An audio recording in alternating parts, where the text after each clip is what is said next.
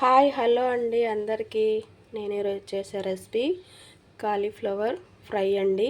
ఇలా నీట్గా ఒలిసి పెట్టుకొని వేడి నీళ్ళల్లో వేడి నీళ్ళు మరిగిన తర్వాత వేడి నీళ్ళు వేసి 2 నిమిషాలు మూత పెట్టాలి, కొంచెం సాల్ట్ వేసి. అలా చేసి పెట్టాను నేను. ఓకే,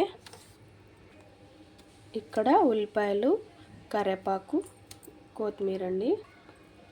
ఇక్కడైతే స్టవ్ వెలిగించి ప్యాన్ వేడి చేస్తున్నా. ప్యాన్ వేడైంది కాబట్టి ఇప్పుడు ఆయిల్ అండి. ఒక 2 స్పూన్లంతా ఆయిల్.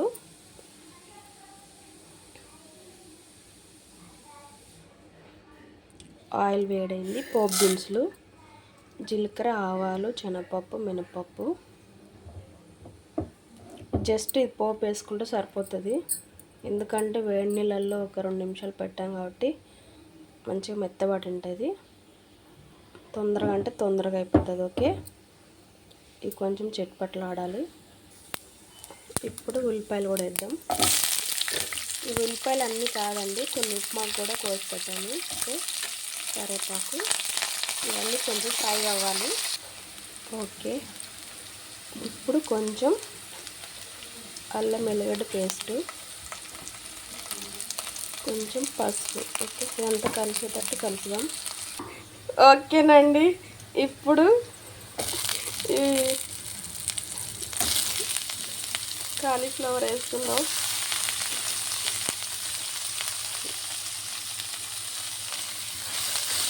వేసి అంతా ఒకసారి కలుపుకొని సాల్ట్ కూడా వేసేద్దాం. ఓకే ఓకే సాల్ట్ వేద్దాం. సాల్ట్,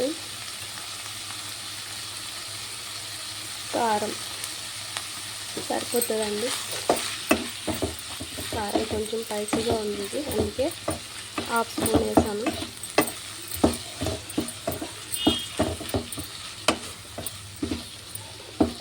చాలా అంటే చాలా బాగుంటుంది చపాతీకి. ఇందులో కాంబినేషన్ రసం కూడా చేశాను. 2 నిమిషాలు మూత. ఓకే, కాలీఫ్లవర్ ఫ్రై రెడీ అండి.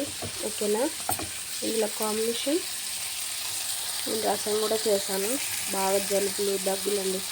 ఈసారి నా వాయిస్ చేంజ్ అయిపోయింది, మాట్లాడడానికి కూడా రావట్లేదు. ఓకేనా, దాని కాంబినేషన్ రసం చాలా అంటే చాలా బాగుంటుంది. ఇది కూడా మిరియాల రసం అండి.